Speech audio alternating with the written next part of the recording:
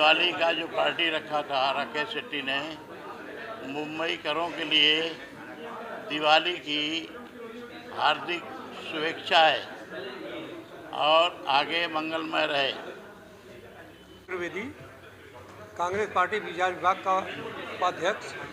आज इस प्रांगण में राकेश शेट्टी जी ने एक कार्यक्रम रखा था, दीपावली मिलन समारोह, जो बहुत अच्छे ढंग से संपन्न हुआ।